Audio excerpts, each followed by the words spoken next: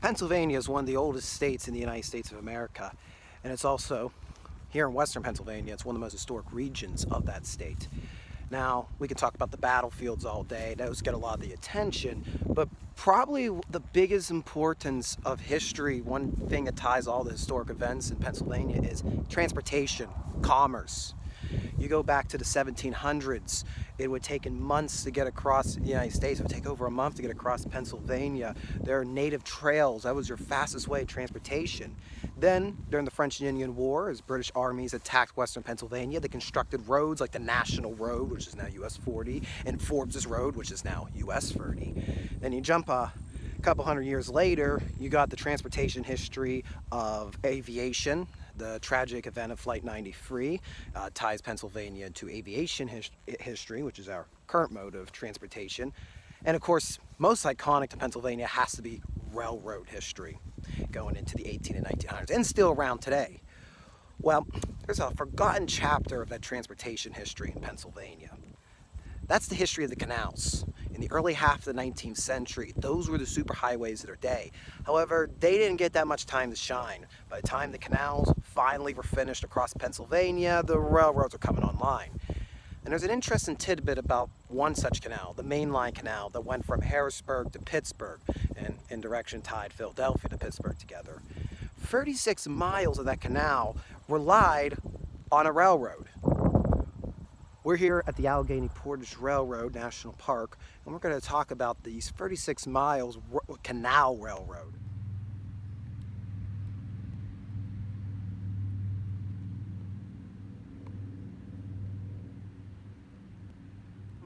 How should I start talking about this? It's like a very flash in a pan moment in our history, because this was only here for 20 years, which isn't long in the grand scheme of things. But what this Portage Railroad did completely changed, not only just this region of Pennsylvania, not in Pennsylvania, but all of North America. I guess the best thing to talk about is Pittsburgh being the gateway of the West. You go back to the 1750s, and I keep bringing up the French and Indian War. I mean, that's one of my major topics, but that's what the British and the French were fighting for control of the rivers, for transportation. Now, that's all great and good and all, but there's something disconnecting the east side of the continent to the gateway to the west, and those were the Allegheny Mountains. So even after the French and Indian War, even after America got its independence, the eastern side of the country, that's where most of the activity was. It was all bottled up there, and in order for the United States to expand, it needed to get to Pittsburgh. Now, some people are looking to bypass Pennsylvania altogether. So there were attempts, there were canals being built up in New York, the famous Erie Canal, and they were starting to build the Chesapeake and Ohio Canal, which I have a video about, the Paw Paw Tunnel. Be sure to check that out. But Pennsylvania was going to be left out of his race. Pittsburgh might have been a blip on the radar. Who knows what would have happened? Maybe this part of Pennsylvania would not have developed if nobody was able to connect Philly to Pittsburgh directly. Now, of course, like I said, there were mountain roads for the wagons, but that takes 23 days. And only the most expensive materials are going to make a product going from point A to point B. So, when the Pennsylvania Main Line Canal is organized in the late 1820s, seemed pretty easy. We're just going to keep it, because there was already a canal building in Pennsylvania, especially on the East Coast. There was like the Union Canal, and there was a few others I'm missing the name of around the Delaware River. But it sounds very easy. Okay, we'll just get our canal workers, instead of go north to south, we're going to dig east to west. Well, the Allegheny Mountains, you can't get over the Allegheny Mountains. They're part of the Appalachians. You're screwed. So the craziest idea came up with. Railroad technology was still in its infancy at the time, in the late 1820s going into the 1830s. There was only a few rail lines really in North America at the time. There was one actually in East PA, the Columbia and Philadelphia, which is important to the story. But somebody came up with the idea, and they said, how, instead of tunneling through the Allegheny Mountain, which was physically impossible, that would have required a 4-mile tunnel, and the C&O Canal ran into a similar problem. It would just be unfeasible to build a canal tunnel of that length. They decide, why don't we take this new railroad technology and use inclined planes to get us up and down the mountains? Now, for those not familiar with what an inclined plane is, essentially it is a piece of track that goes up a very steep angle. Usually there's an engine house at the top of the hill and it pulls the cars up and down. There's actually one nearby here. Johnstown, Pennsylvania has what is considered the steepest vehicular incline. Unfortunately, it's closed in there, and else I'd go show it to you. But they're going to have a series of 10 inclines going up and down the Allegheny Mountains, 36 miles in length between Hollidaysburg on the east side and Johnstown on the west. To think the labor that went into building this, let alone the canal. I mean, there's 300 miles worth of canal they're building in the early 1830s, but then there's this Allegheny Portage Railroad. You're doing something that's not really been tried on this scale in the United States before. Now, the idea had come from England. There had been uses of inclined planes on canals before, and actually I believe there was one in New Jersey that actually predates this one, but it was not on this scale. It's not on this massive a scale. You know, maybe it was just a mile or so, not 36 miles. And I can't stress how difficult it is. If you're not from this region, you don't understand how difficult it is to get over this mountain. Even today, I mean, we have roads today, but my little four-cylinder was really humming, trying to get over the mountain to get up here to Portage Railroad today. Construction begins in 1833. It'll be finished in March of 1834. That's actually, however, only one track. There actually will be two tracks. The second won't get laid till 1835. But when this is open, we go from 23 days to get from Philly to Pittsburgh to about 5 or 6. It depends, of course. So it depends on what type of transportation you're doing, but it could take less than a week to get from Philly to Pittsburgh. I can only imagine if, like, you had traveled over wagon to get to Pittsburgh, and then the Portage Railroad Canal open, and it's probably like a whiplash coming back. You know, your wife not expecting you to come back so early. But that is what happened. Opened in March of 1834, 36 miles, a railroad grade. And if we're going from Johnstown, and the inclines are actually numbered 1 to 10, going west to east, which is a bit interesting. Usually think east to west. The first stretch, the first plane, which is a plateau, that was, I think, the longest flat plateau, is about 14 miles. And it's not necessarily flat, but, you know, compared to an incline. Now, what we're about to approach, what the National Park preserves of the Portage Railroad, is just one particular incline, and that is the summit of the Allegheny Mountains. So this is incline number 6. Hollidaysburg is somewhere over my back over here.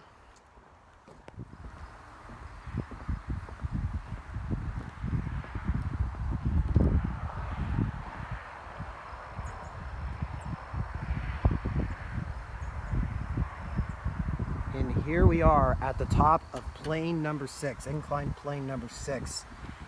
And I don't think you can see because the brush is too much far, but about let's say about a little more than half a mile down that direction, my finger is, there is the Skew Arch Bridge.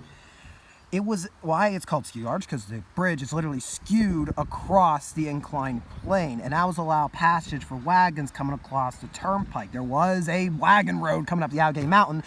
Don't recommend it. Do not advise it in the 1800s on that wagon. We will not be visiting there today because I did a video on it many moons ago, and it should be appearing right now in the link. So you want to hear more about the Skew Arch Bridge, the link should be appearing right now. But to give you an idea, we are at the summit of Allegheny Mountain. We are at the top of the Allegheny Portage Railroad. Now, most of the Portage Railroad, what it preserved, is just the right-of-way. You will see, though, they have constructed about, I think it's about a little less than a third of a mile of the track that would have been here. It's leading right up here into the engine house. Well, engine house shelter number 6, and we'll explain why it's called a shelter in a few moments. It's really good today. Sometimes they don't have the doors open. Today, though, they do have the main gates open so we can get a feel for what it was like when they hauled it in. And remember, there would have been engine houses like this all over the mountain. There were 10 engine houses up and down between Johnstown and Hollidaysburg.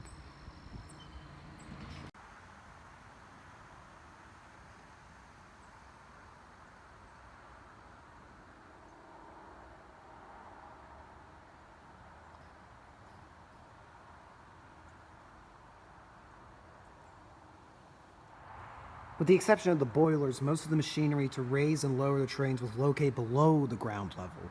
This made it possible for the rope that hauled the trains to be just above the surface, and the cars could pass over the machinery as they came to the top of the incline.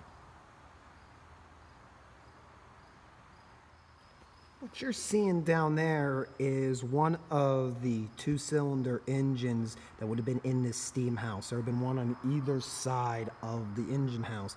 And what that is to do, that is essentially what is pulling the whole gear system you see here. Only one engine at a time was connected to the drive wheels that haul the trains up the incline. And the only real reference we know how these operate was that Sylvester Welch commented these engines are of the high pressure kind. And that means that the steam was exhausted to the atmosphere rather than being recycled. And here you can see the steam being exhausted right up there.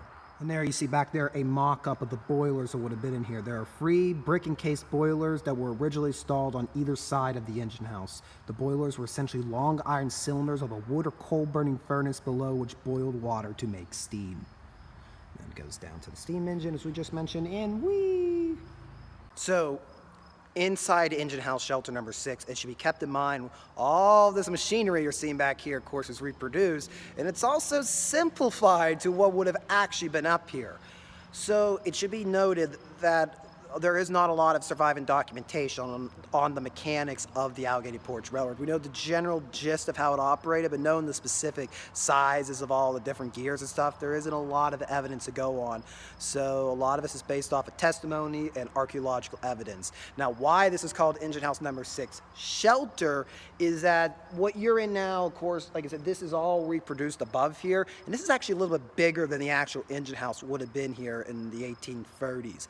Now, below me on this grill walking deck that I'm on, you will see the original stone foundations and the pits for all the gears would have been. So that is original below my feet. Everything above is made a little bit bigger so it can preserve what is remaining up here inside. And all of this was put together, as well as the models in the museum were put together by a local historian here in nearby Crescent, PA. His name was Fred Conacher. I hope I'm pronouncing it right. C-O-N-N-A-C-H-E-R. I hope I'm pronouncing it. My apologies if it's not. Fred Conacher, he spent his life, actually, we're actually going to go to a house he grew up in. It's right here. You can't see it because of the sun. It's right over here, I promise. Fred Conacher grew up here in Crescent, PA, and devoted most of his life to the history of the Allegheny Portage Railroad. So he made a lot of the models you see in the museum today. He helped reconstruct this engine house. He passed away in 2017, and we are indebted to what he did throughout his life to preserve the history here for future generations.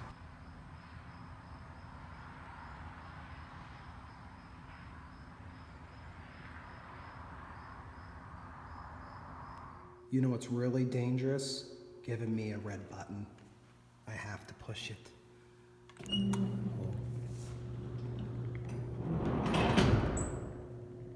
So what that just demonstrated is the safety cards, and that's this little black thing down here. Now, when they first operated this railroad, they were using hemp rope. You can imagine with all the weight that's on these cars, what is going to happen. There were multiple ropes breaking throughout the railroad's history, which caused terrible accidents. This safety cart was supposed, or you can call it a safety buck, this is supposed to be the brake essentially for these cars. So in case, like you saw, let's say it's going up and the rope snaps, it'll roll right up and the brake should be automatically applied and hopefully the car will stop. Probably the most important innovation that was made in the 20 years of the railroad's history was the creation of the wire rope. So when we've been mentioning over and over, when they started the Portage Railroad, they were using this type here. This is a hemp rope. I believe these were actually made in Russia, in like white hemp. Well, it's very strong. I mean, I don't think I'm gonna tear it, but when you put it on, you're hauling all those canal boats up and down the Allegheny Mountain, yeah, it's gonna start wearing and tearing relatively quickly, and accidents were frequent when these snapped. I showed you the safety car over here. Well, a John Roebling, again, I hope I'm pronouncing that right, a John Roebling, who's gonna go on to become famous for designing the Brooklyn Bridge, he came here to the Portage Railroad and gave us this. This is this braided wire rope, far more strong. It's basically cable. It wasn't wire, it's more of a cable than the hemp rope. So in the late 1830s, they immediately swapped out the hemp for the wire rope here, and that limited most accidents. They lasted several more years, and they were not as prone to break, and I'm sure there was still an occasional accident, but this saved lives. And something very similar was used on suspension bridges like the Brooklyn Bridge. It's a big deal. We took transportation from 23 days down to about less than a week. Ooh, whipty deal. What's more important than that? Well, think about it. When you cut that transportation down, you could bring just about everything over relatively quick between the two markets, which means the quicker you can transport your goods, you can lower your prices and make them more competitive, and you can sell more and make more money. And there were all sorts of different resources being shipped over here. Typically, it was raw resources going to the east, and then going west would have been manufactured goods. Now, as you're going up and down a mountain, it's fast. It's much faster than before 1834, but it's still relatively slow. It would take a trip to get. My apologies, getting tongue-tied. It would take a boat to get from Hollingsburg, Johnstown over the Portage Railroad. It would take about 6 to 10 hours, give or take, hoping it's a good day for weather and that there ain't any accidents, anything holding up the line. So it took about 6 to 8 hours. And you have to remember, it has to hook up to every incline and go up the incline and unhook and go across the plateau. And you're probably going to be pretty hungry. You're going to want to eat after that. I mean, basically, you're making a full day out of going across the Portage Railroad. So here on the summit of the Allegheny Mountain was the Lemon House.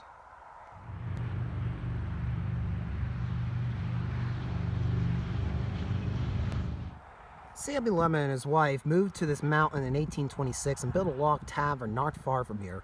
As many as 50 Conestoga wagons a night camped at Lemon's first tavern on the old turnpike that crossed the gap. That's that turnpike I was talking about that the Skew Bridge was built for.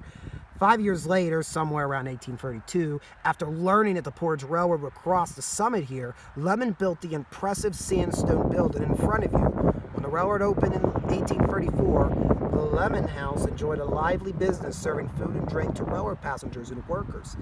The tavern was on the main floor. The family lived upstairs. In addition to his tavern trade, Lemon operated a profitable coal and lumber business nearby. The coal mine shaft was located on the hillside behind you, so with that. The 4-foot thick vein of coal provided power to the Portage Railroad steam engines and helped to make Samuel Lemon one of the wealthiest men in the Alleghenies. He died in 1867 at the age of 74.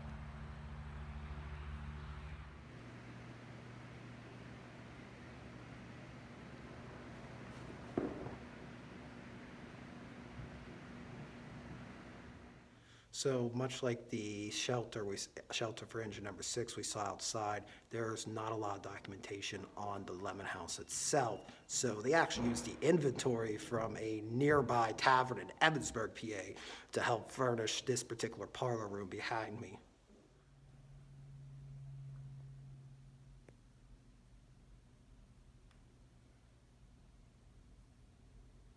The piano you're seeing right there, that was actually made by Thomas Chickering of Boston, and he's one of the most popular piano manufacturers back in the day. Has a serial number 4713, and it's found in records showing that it was made sometime in 1840. Pianos, of course, gained popularity around 1825 and were a symbol of class status from the 1830s up till about the 1870s. I still think they're class status today. I can't play the piano. I'm a simpleton. I cannot play the piano. That is too advanced for me. So once again, not a lot is known about what actually went on here in the Lemon House, like particulars, visuals. But we had the plaque here does tell us that as many as 25,000 persons would have traveled to Portage, most likely would have eaten here. Another indicator of how successful this tavern was that a 1840 census reports that Lemon was employing a farmhand, 5 miners, and 5 serving women. Now, the Park Service has been relying on archaeological digs on the site, and they've been starting back in 1978, and they have found 1830s and 1820s coins and pottery and various items like that. And to restore the Lemon House to its historic period, it was necessary to determine whether the walls were papered or painted, and what color was used. New techniques were used to analyze over 200 paint samples. From these, it was possible to determine the exact colors of the hallway and the barroom walls and the woodwork. The chrome yellow in the barroom was a very popular color in the 1830s and is found on barroom walls of another 19th century tavern. Fibers on the walls of fancy parlor indicate that it was always papered. The paper used today copies an original popular pattern produced in Philadelphia around the time of the railroad service. was only around for 20 years, but a lot changed in the United States in 20 years. We went from a small nation balled up on the East Coast to quickly develop into one of the largest countries of the world. All sorts of different things occurred in this time. When it's 1828, of course, you get Andrew Jackson elected. And 1837 is the Panic. That's one of our earlier depressions in history. William Henry Harrison's elected in 1840, and he serves all of 1 month. Oh, pretty interesting. His body was carried over the Portage Railroad en route to burial. Oh, did not know that. Zachary Taylor, he was also elected president, and he didn't last too long either. After his death, like William Henry, his body was transported over the Portage Railroad. His destination was Louisville, Kentucky. Now, let's talk about some people that were living that came over the railroad. The most famous passenger on the Portage Railroad has to be Charles Dickens. He actually wrote his account of his travel in American Notes. But some other lesser-known ones include Jenny Lind, known as the Swedish Nightingale for her beautiful soprano singing voice, and she was touring throughout the United States. Her manager was P.T. Barnum, and she traveled on the Portage Railroad too. And Harriet Beecher Stowe, that little woman that triggered a civil war, as I think that's me paraphrasing Lincoln's quote. He's a famous writer of Uncle Tom's Cabin. Her and her family traveled the Portage Railroad as well. Now, when Harriet Beecher Stowe traveled along the canal in 1841, she had this to report. Amusing is the look of dismay which each newcomer gives to the confined ladies' quarters that present themselves. Those were so ignorant of the power of compression as to suppose the boats scarce large enough to contain them and theirs. Find with dismay a respectable colony of old ladies, babies, mothers, big baskets, and carpet bags already established. Mercy on us, says one, after surveying the little room, about 10 feet long and 6 high. Where are we all to sleep tonight? And as we walk out of the Lemon House, over my shoulder is US 22, which is, I guess you could say, the current replacement of the Allegheny Portage Railroad. It didn't take long for people to start wanting to replace the Portage Railroad. They put all this money, I think it was over $1 million in 1834 money to pay just for the Portage Railroad, not counting all the canal to build. And they already wanted to spend more money to build a replacement. They already found that it was cumbersome and there was a lot of accidents occurring. Now, advancements were made to try to keep this railroad intact. We talked about the wire rope that was used, the wire cable that was used to limit accidents, to have a strong cable to pull it over.